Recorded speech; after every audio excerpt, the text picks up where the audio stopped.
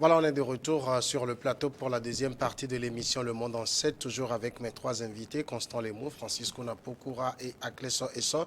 Avant la pause, nous étions en train d'évoquer le Niger, où les nouvelles autorités ont dénoncé les accords de défense avec la France. Paris a réagi en estimant que seules les autorités légitimes étaient fondées à dénoncer ces accords de défense qui lient donc Niamey à Paris. Et on le sait, il y a 1500 militaires français qui sont stationnés au niveau du Niger pour, dit-on officiellement, donc lutter contre le terrorisme dans ce pays. Jusqu'à quand pensez-vous, enfin, dans le contexte actuel, parce qu'on avait vu dans certains pays où il y a eu dénonciation, Paris a dû partir. Dans le cas du Niger, est-ce que vous pensez que Paris aujourd'hui dit je ne veux pas partir? Est-ce que vous pensez qu'elle va être bien obligée de quitter? Normalement, oui, mais je prends le discours des autorités du Niger actuel. Ils disent, ils s'attaquent, ils laissent les États-Unis construire. C'est-à-dire que quand vous ne voulez plus voir des gens sur votre territoire, je pense qu'il faut englober, tout le monde n'a qu'à partir. Mais ici, la France est doigtée. Parce qu'ils ont dénoncé l'attitude désinvolte de Paris. Leur problème, ce n'est pas tant avec la communauté internationale en général, mais il y a des gens spécifiques. Comme je le dis, c'est un mouvement anti-français. Parce que comme vous voyez là, c'est-à-dire que les États-Unis aussi ont condamné le putsch. Et la plupart des pays occidentaux ont condamné cela. Moi, je voudrais que vous alliez un peu en Djibouti, un pays de 23 000 km², il y a presque toutes les bases militaires là-bas. Mais personne ne se soucie il y a les Chinois, les Russes, tout sur le même, jusqu'à ce que même ça, jusqu'à 20 à 24% du budget du pays, et puis ils l'ont loué, c'est 2 millions de paix. Mais je me dis, est-ce que l'accord là ici, au niveau du Niger, on ne paie pas pour le territoire occupé? Parce que quand les gens viennent mettre leur base militaire, en réalité, ils louent. Mais je me dis que... Moi, j'aimerais bien voir une base militaire africaine en France. Ça serait intéressant. Non, c'est le problème avec les Africains eux-mêmes. Vous voyez, où nous, les Africains eux-mêmes, je vais plutôt le dire ici. Il y a un salon naval qui a eu lieu en juin, entre mai et juin. Tous les pays sont représentés, ou du moins tous les continents. Il n'y a que l'Afrique qui n'a rien. On a fait le salon aussi de chemin de fer. Tout le monde est allé. Nous n'y sommes pas. C'est-à-dire que c'est là où vous allez voir le problème. Vous voyez, et pourquoi on ne peut pas désigner les gens Togo, Bénin, Mali et je ne sais pas, c'est une école. Il faut dire que dans 5 ans, on forme des gens là pour changer les choses. Donc, ouais, moi, je ne peux pas. Moi, je suis coach en communication, coach plutôt en développement personnel aussi. Je ne peux pas m'attaquer uniquement à l'Occident. C'est que qu'est-ce que nous faisons même pour changer ça? Le mot a dit, quand on veut payer ton uranium à 23 000 et que toi-même tu t'es renseigné, tu sais que ça se vend à 121 000. Quand tu acceptes, c'est que tu es fautif dedans. Et la plupart des Africains, c'est-à-dire qu'ils sont dans un groupe aussi avec, quand ils sont dans leur petit, je ne veux même pas dans le groupe ésotérique ou dans le secte, qu'ils soient africains ou européens, ils ne se distinguent pas là-bas. Donc ils font les choses qu'il faut comme ils le veulent et ils protègent tous leurs intérêts et ça va comme ça. C'est pourquoi moi je dis que le problème est plus profond. Et je suis sincère, je voudrais que je ne soutiens pas la France. Moi ce que je dis, il y a tellement de quoi que dans nos accusations, tellement qu'il faut régler ça d'abord avant d'accuser l'autre. Puisque si moi je refuse de nourrir mon enfant, je ne peux pas accuser celui qui vendait la nourriture qui n'est pas passé, c'est lui qui n'est pas vu, c'est pourquoi je n'ai pas nourri mon enfant. Mais moi-même, je devais me préparer parce qu'il y a de la nourriture dans ma maison. Donc je disais qu'il faut qu'on change de mentalité. Ce n'est pas, moi, Samuel, quand vous sortez, vous allez vers Baguida, la plupart des terrains là-bas appartiennent aux Ibo ou bien aux Libanais. Vous allez vers Aplaou, idem. C'est-à-dire que ça voudrait que d'ici 10 ans, les Togolais vont payer les terrains sur les étrangers qui vont leur vendre au prix qu'ils le veulent. Donc, c'est un truc un peu énorme qui est en train d'arriver, mais on se cantonne, c'est comme on se distrait avec l'histoire de français. Moi, je me dis que si les gens doivent dégager, tout le monde doit dégager sur les terres africaines, et il faut négocier. Parce que il y a aussi les mouvements, comment vous appelez, extrémistes qui montent aussi en Europe ou en Occident. C'est-à-dire qu'eux aussi disaient que les Africains prennent leur boulot. Imagine qu'on commence pas à faire dans ces pays, on renvoie les Africains aussi vers nous aussi. Vous pensez, il faut faire de la part de... Parce qu'il y a des Blancs, même la décolonisation, il y a des Blancs qui ont lutté contre les Blancs pour qu'on soit décolonisé. Donc il faut bien faire les choses pour que le fils du Blanc qui est là-bas ne regrette pas que ce papa nous ait aidés. C'est là où moi je dis qu'il faut faire bien les choses. Si on a des preuves et que tout ça là, il faut dégager tout le monde parce que je ne vois pas. S'il y a terrorisme au Sahel, tous ceux qui sont aujourd'hui autour de ils disent que nous soutenons Niger pour combattre. Ils étaient où quand il y a les djihadistes là-bas? Et si la France n'a pas fait, l'Occident n'a pas fait, eux qui se lèvent aujourd'hui, pourquoi ils ne s'est pas levé pour aider le Niger? Donc moi je me dis qu'il ne faut pas envenimer la situation au Niger. Moi je suis contre la guerre qui aura lieu au Niger. Mais il faut policer. Il est peu probable que la guerre ait lieu quand même. Il faut policer les positions parce que il y a des discours incendiaires, des discours radioactifs. Donc moi, je le dis, je vais le répéter, il ne s'agit pas de renvoyer la France, mais il s'agit de renvoyer tous ceux qui n'ont pas un contrat lucide avec nous. Parce que moi, je le dis, je le répète, aucun pays ne vient dans un autre pays pour faire ça. Vous allez en RDC, les Chinois ont frapper les petits-enfants ils ont volé quoi. Vous allez au niveau de... Tout ça là, oui, les gens n'en parlent. Personne ne nous aime. En réalité, c'est ce que je voulais dire. La Tunisie nous a donné les preuves. Ils n'ont que des intérêts. La Tunisie nous a donné les preuves. On va aller rapidement. On a encore 3 sujets abordés. Francisco, on va aller rapidement. Oui, mais vous voyez, tout ce que vous avez cité là, c'est la malgouvernance. La malgouvernance, c'est par rapport au chef d'État, au gouvernant qu'on téléguide. Le problème du Niger, vous l'avez vu, l'autre a fait son alternance, c'est une alternance dans une continuité pour permettre à... Tous les présidents sont téléguidés, que ce soit par les États-Unis, les Russes. Moi, c'est ce que je dis. Oui, même quand un président américain est téléguidé, il travaille pour son pays. Il n'affame pas sa population, d'accord, au profit des étrangers, comme vous l'avez dit. Non, tu ne me suis pas. Je dis, tous les présidents africains sont téléguidés par quelqu'un de l'extérieur. Oui, même l'extérieur, c'est les lobbying qui placent des gens. Mais quand on les place, ils ont d'abord la redevabilité vis-à-vis de leur population. Mais quand aujourd'hui vous nous dites que demain c'est les Ibo qui vont nous revendre nos terrains, c'est parce qu'on a appauvri les Togolais pendant des années. Est-ce que vous voyez? Donc c'est tout à fait normal. Et une minorité... C'est le parti que j'ai dit, monsieur Dapo. Et c'est cette façon, c'est ce que dénoncent les gens dans pratiquement tous les pays. Et il faut qu'on revoie. C'est-à-dire que ce qui est en train de se passer, on doit aller obligatoirement vers la rélecture de tous les accords. Les contrats que nos pays ont vis-à-vis des autres et avec les autres pays pour surtout l'exploitation de nos minerais bruts comme ça. Et on ramasse, on part.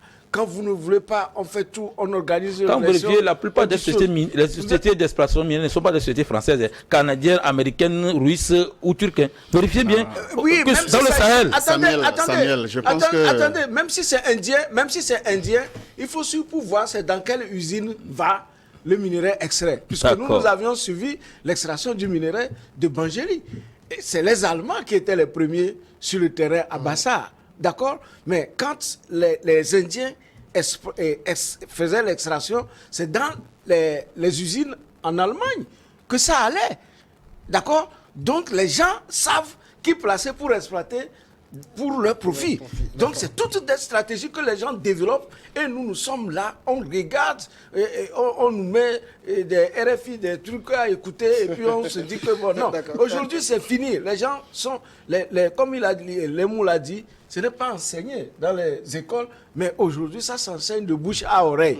Que nos pays sont... On va aller rapidement. Voilà. Est-ce que vous pensez que Paris... de la manière dont ça commence, finira par partir? Oui, Paris partira. Ce n'est qu'une question de temps. Il faut reconnaître que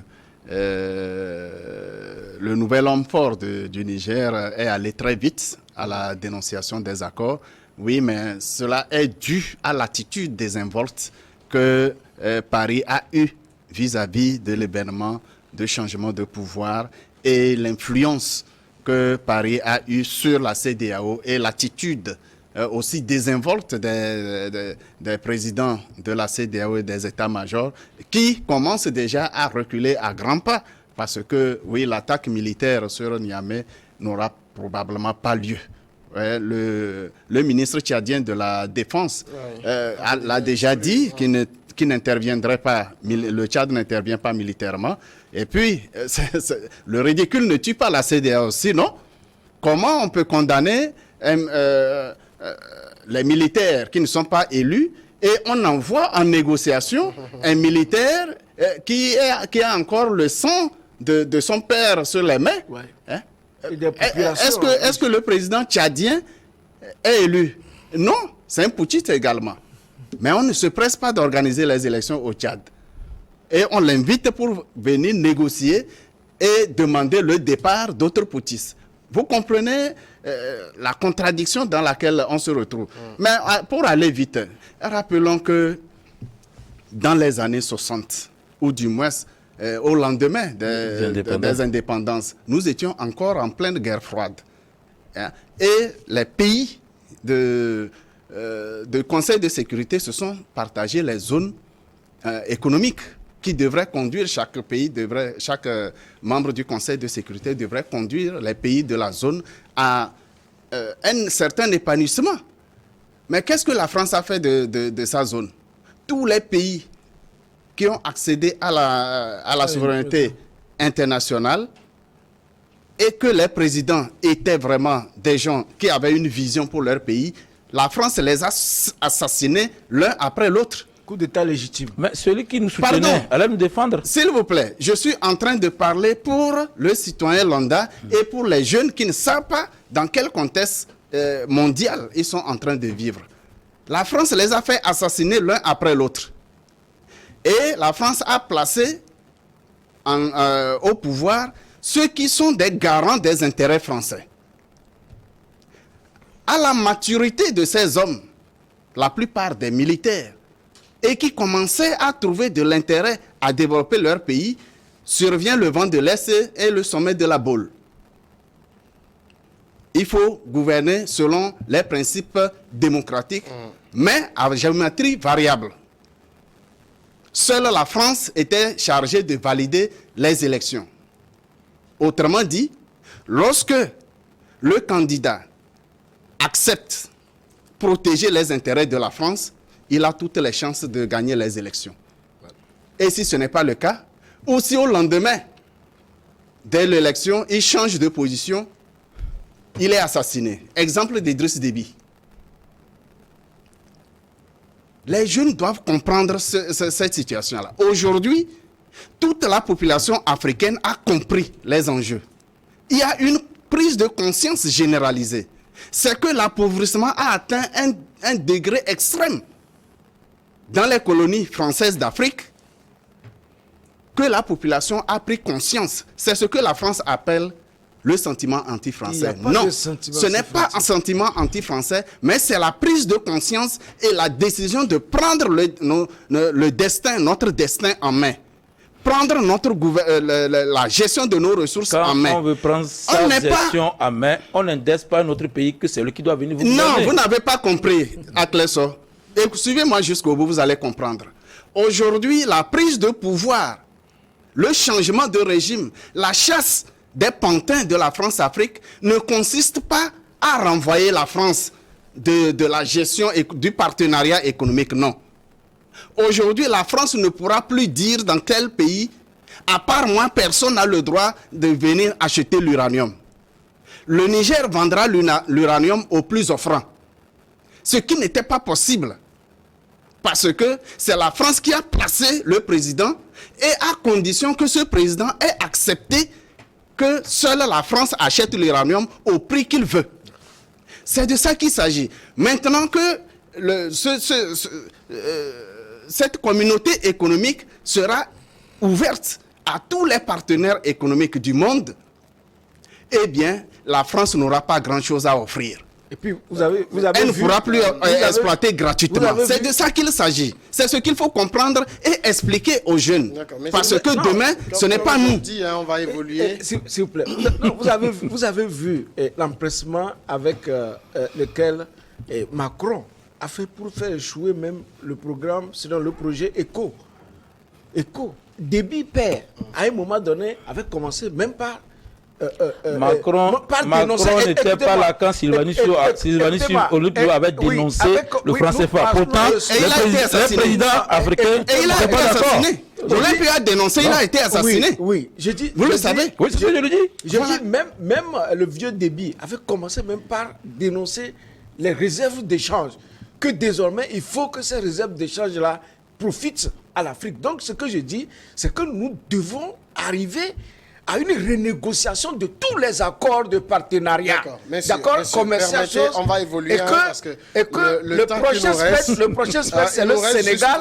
Si on laisse le Sénégal continuer dans sa démocrature. Il nous reste 30 minutes et on a encore 3 sujets. On va aller rapidement. On passe aux États-Unis. Donald Trump, l'ancien président américain, a plaidé jeudi à Washington non coupable de complot contre les institutions. C'était lors d'une audience qui doit se tenir normalement en fin août. L'accusation et la défense vont devoir donc s'entendre sur la date du procès. La question épineuse de cette date fait débat alors qu'on est à un peu plus d'un an de la présidentielle 2024, présidentielle à laquelle l'ancien président américain est à nouveau candidat. Il est engagé dans les primaires républicaines et jusqu'à présent, il fait course en tête. Est-ce que vous pensez que, j'ai envie de dire, l'appareil institutionnel américain tente de barrer la route au retour de Donald Trump, simplement? En réalité, on est carrément en train de lui barrer la route parce que il y a la loi électorale chez les Américains. Quand on lance les processus électoraux, la justice n'intervient plus dans ça. Ça serait comme si tu veux aider un autre camp. Donc, s'il espère, c'est que on a normalement désigné Donald Trump qui ne doit pas aller. Le problème, c'est que moi, je suis pour une déclaration que Donald Trump a fait. Il dit que je suis d'accord que le chômage climatique n'existe pas. C'est ça qui a créé tout son problème.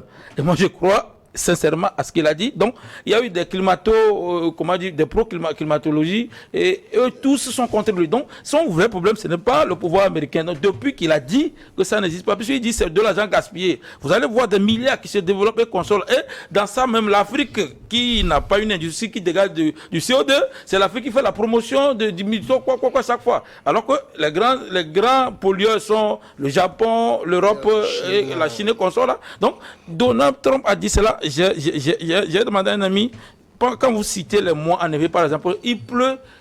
Effectivement, si le mois s'appelle le mois de pluie, mais on nous a dit tout, on nous a dit patati patata. Donc, tout ce lot de gens sont contre Donald Trump. Et quand il n'y a personne qui l'aime, surtout les verts ou les écologistes, ils n'aiment pas. Donc, son problème vient de ceux-là. Parce que au moment où il a dit ça, tous disent que Donald Trump est venu au pouvoir. Il y a eu, l'écologie a perdu de 25 à 30% de son ressort. Donc, moi, je suis sûr que c'est pour ça qu'on le bloque. Est-ce que Donald Trump peut réussir? Oui. Aux États-Unis, il y a un système où la justice peut, ou le pouvoir exécutif peut te bloquer, mais il s'appelle, j'oublie le nom qu'on donne, il y a des lobbies, tu peux participer à les lobbies pour aller de la place. Jusqu'à présent, on l'avait empêché même d'être candidat pour les primaires. Mais s'il a pu aller jusqu'à présent, on ne peut jamais. Et là, je peux avoir de quoi dire. Mais on va attendre si Donald Trump devient peut-être président. Après sa mandature, on peut quand même le poursuivre par rapport à ce qui se passe. Mais dire qu'on peut l'arrêter, non. On va tout tenter. Parce que Donald Trump peut quand même prendre comme prétexte, c'est comme ça, on veut l'empêcher. Avec la justice, alors qu'il n'était pas coupable. Parce que si la justice savait qu'il était coupable depuis, on devait l'incarcérer avant même de lancer les élections primaires.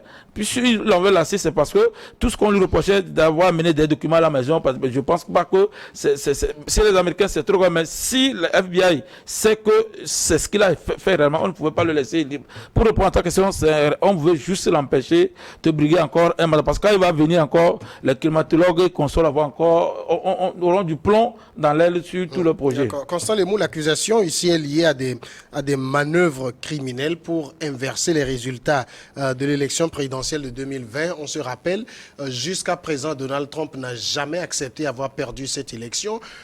C'est là qu'on a compris également qu'un système électoral américain qu'on nous a vanté comme l'un des plus fiables au monde peut être un système qu'on peut manipuler, parce que si c'est le président qui le dit, moi je ne vois pas de raison de ne pas regarder aussi du côté de sa thèse.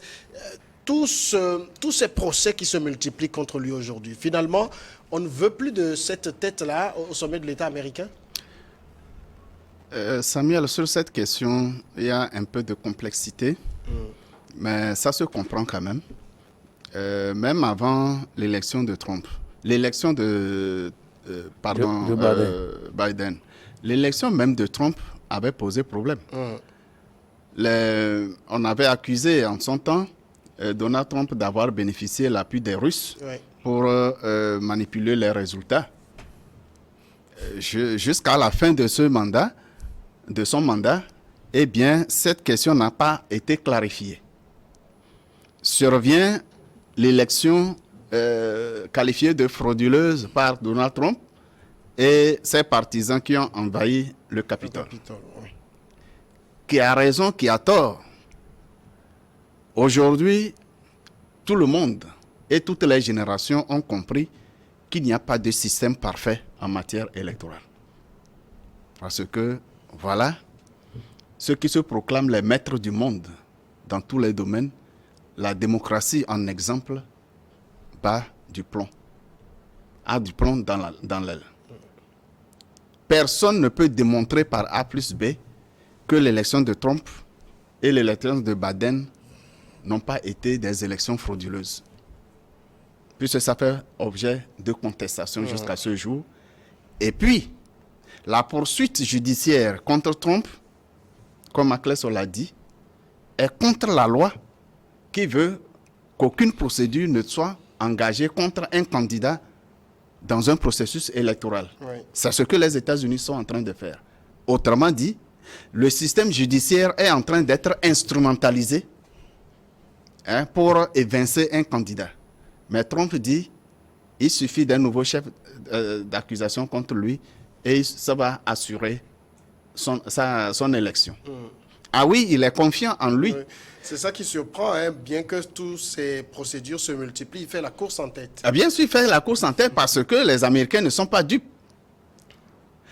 Le grand problème qui est derrière, c'est le choix politique des États-Unis.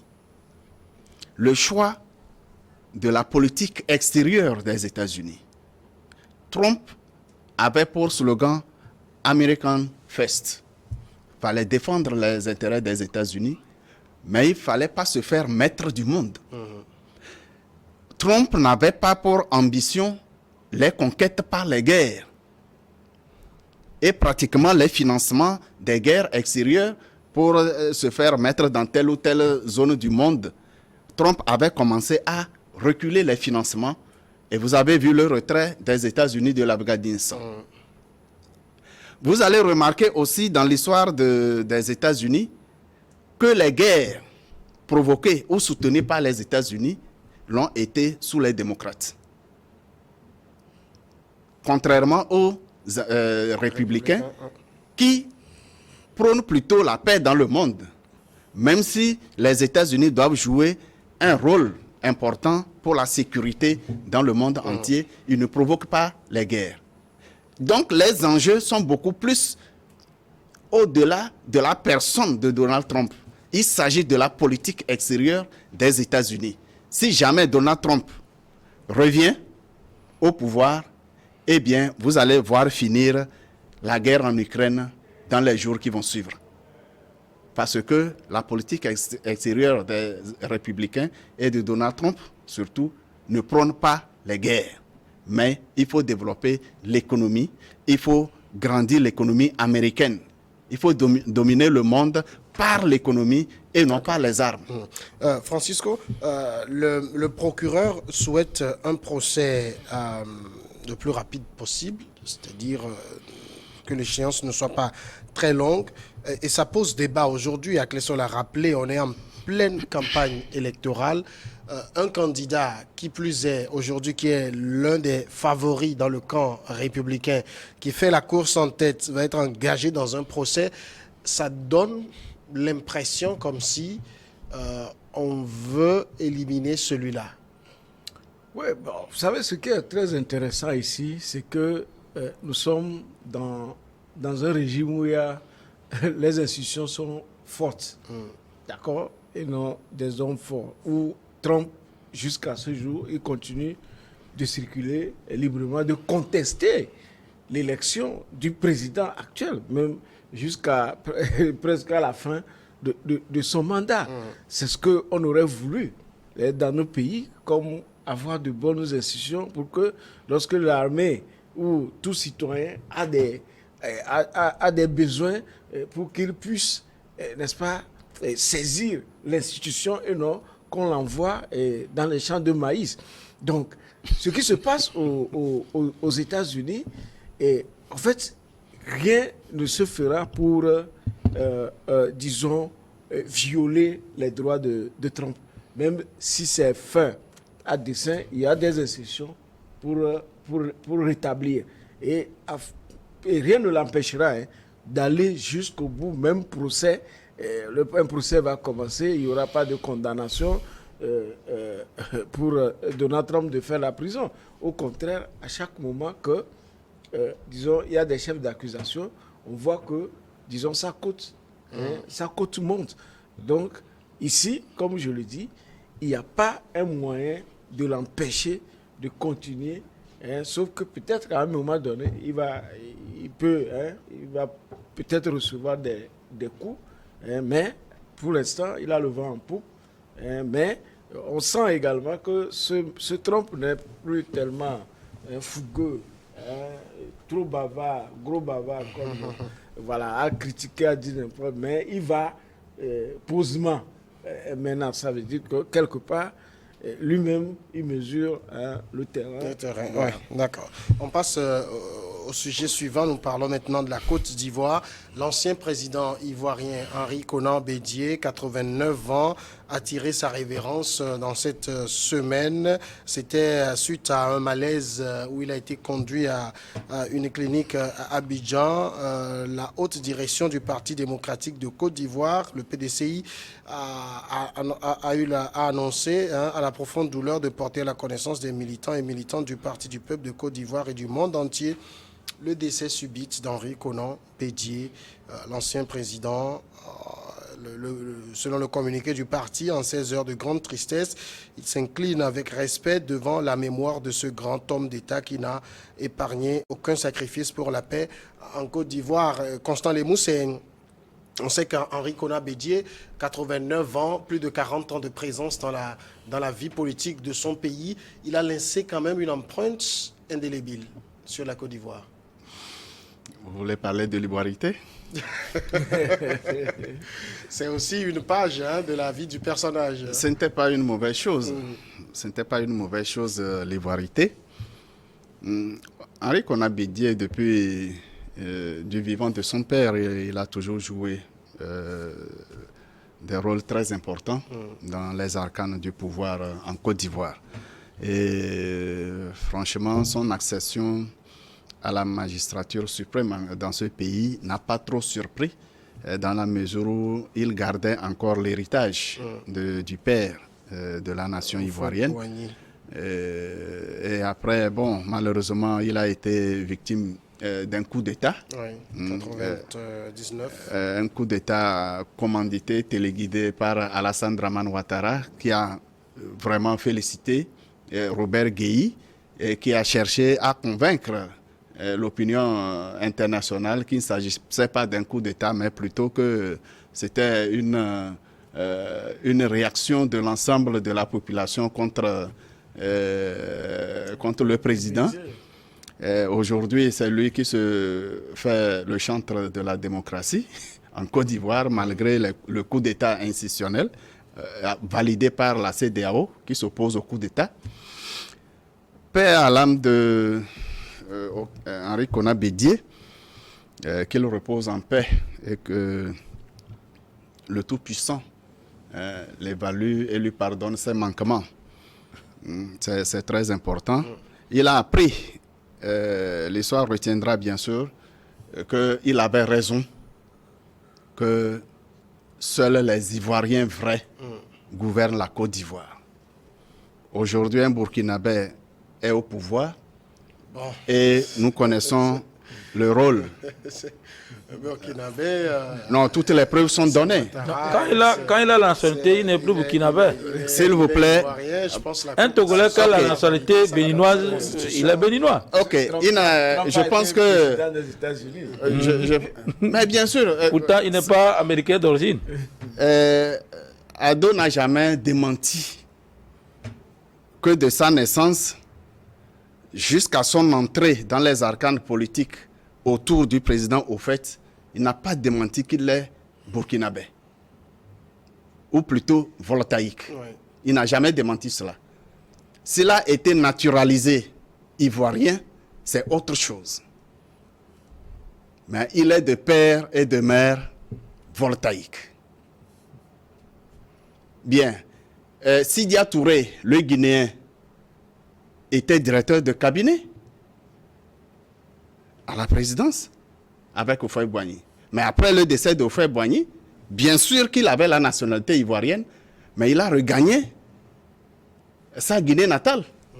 C'est son choix. Mais Ouattara a préféré continuer en Côte d'Ivoire. Ça n'est pas le sujet aujourd'hui.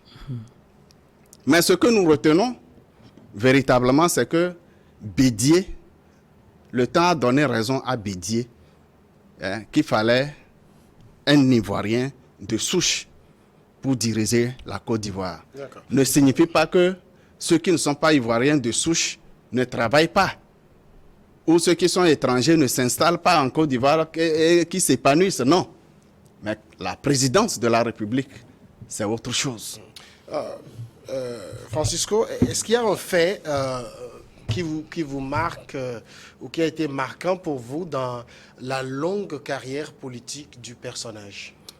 Oui, quand je prends Bédié aujourd'hui décédé, au vivant d'Eyadema, je pensais que c'est Bédié le petit frère.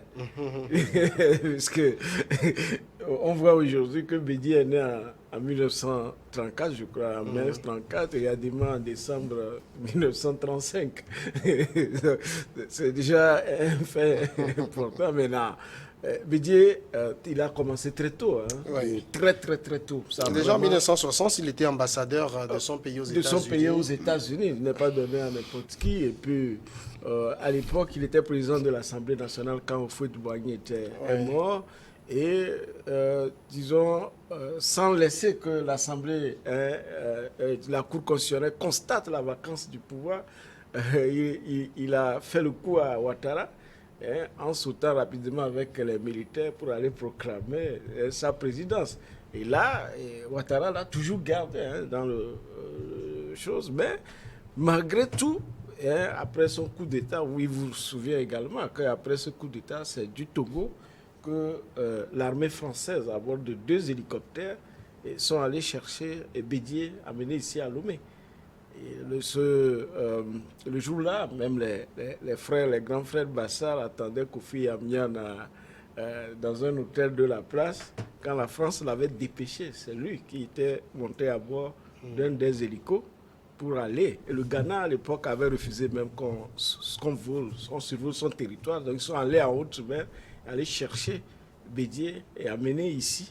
Et c'est ici qu'on lui a donné un passeport, un Togolais, puisque dans ces conditions, vous n'êtes plus avec sa famille avant de continuer en Occident. Mais le grand geste que Bédié avait fait, c'était lorsque il soutenait Alassane Ouattara pour être président. Et vous avez vu, au 12e tour, il y avait une photo très marquante qui, disons, vous voyez Bédié, un président, un ancien président, qui est là, et puis Ouattara, je crois, a posé sa main sur son épaule.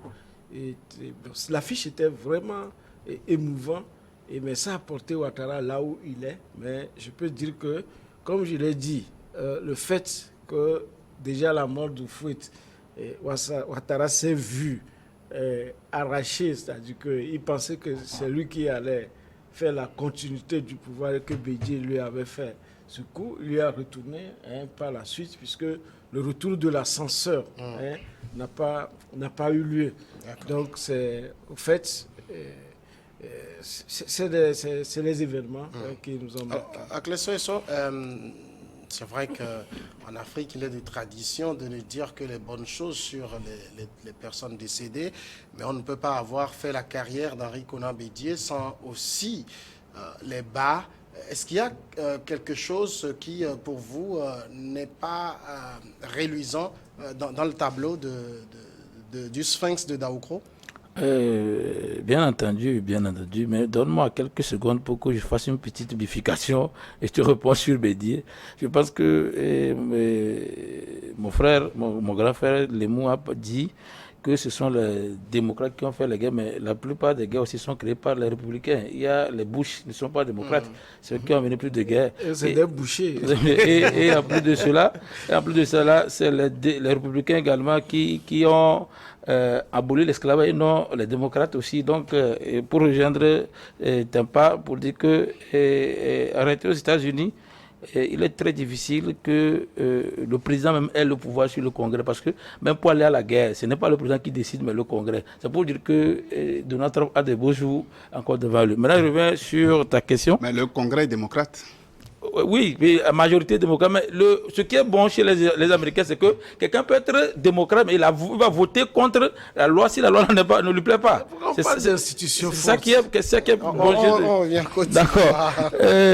Mais par rapport à Bédié, moi, je le garde des griefs par rapport c'est à cause de lui que Gbagbo est allé en prison. C'est pas que je suis pro Gbagbo, hein.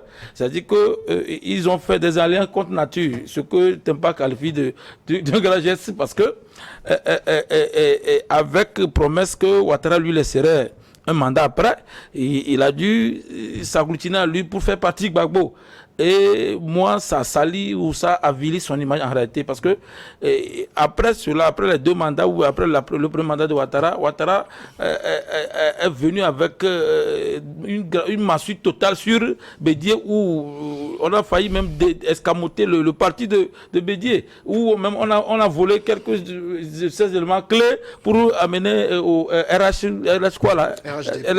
Donc, pour moi, je pense que ce n'est pas comme cela.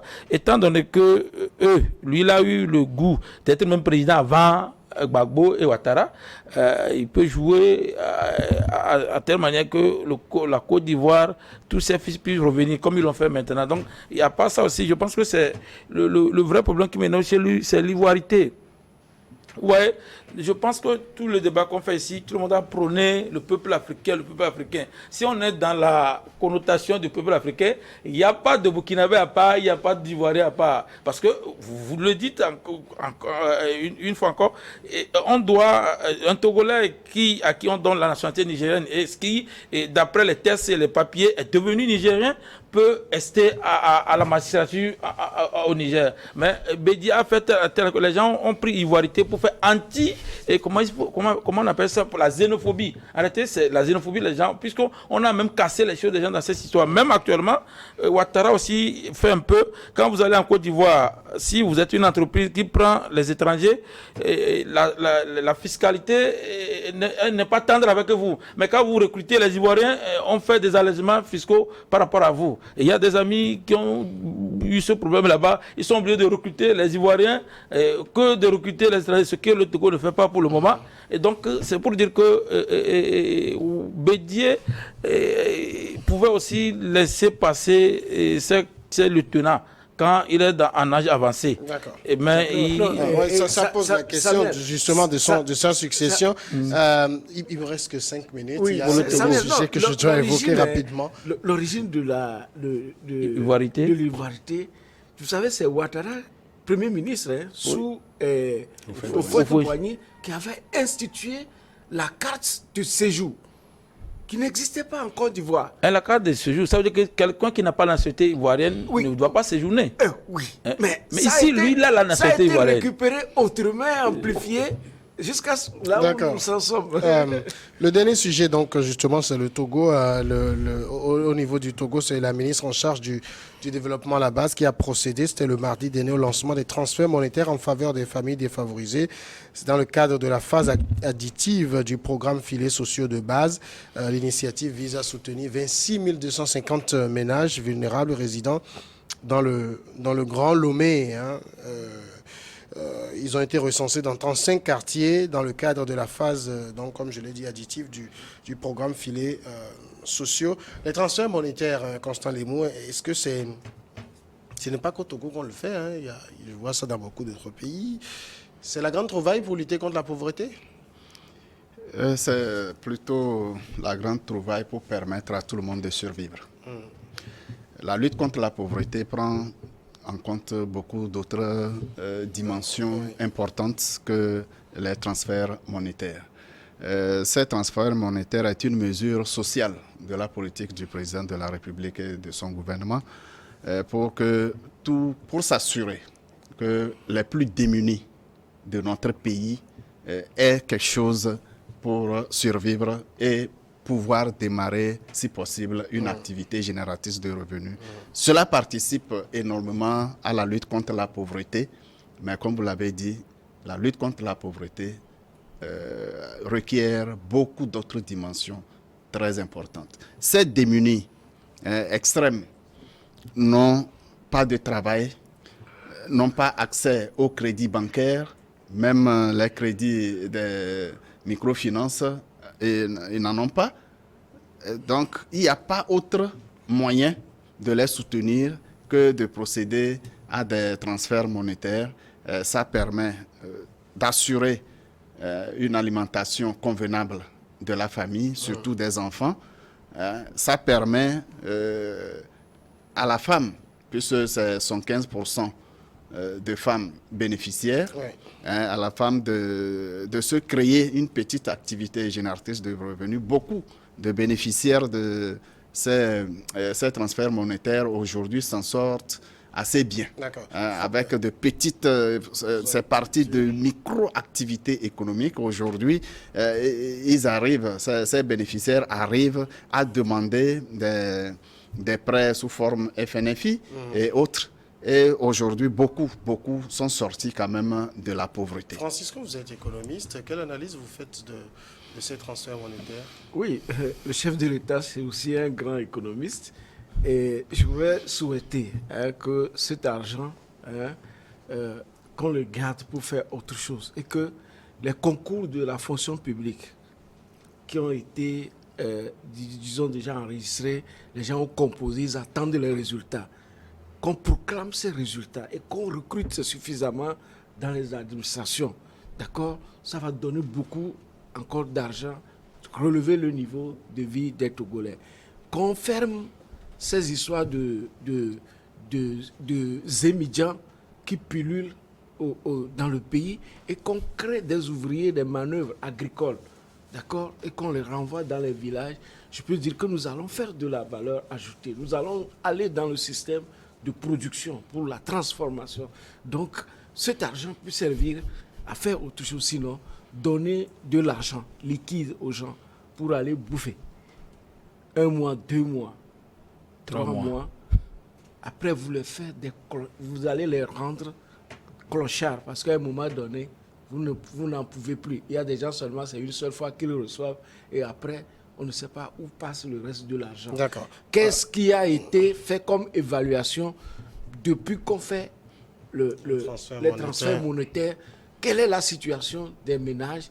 Il faut qu'on nous donne ces résultats. Justement, c'est sur ce point que je voulais rebondir et finir avec vous. À l'évaluation, quand on regarde, parce que ça avait été lancé aussi dans le Grand Nord, est-ce qu'on peut dire qu'il y a du bon dedans? Vous voyez, moi je pense que ici le gouvernement veut secourir la pauvreté, alors que moi je pense qu'il faut supprimer la pauvreté.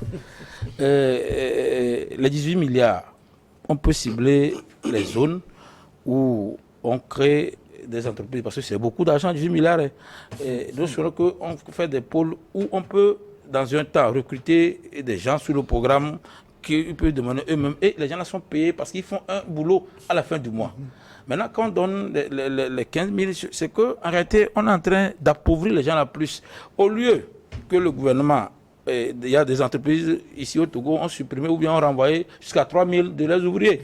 Ça aussi, ça entraîne la pauvreté.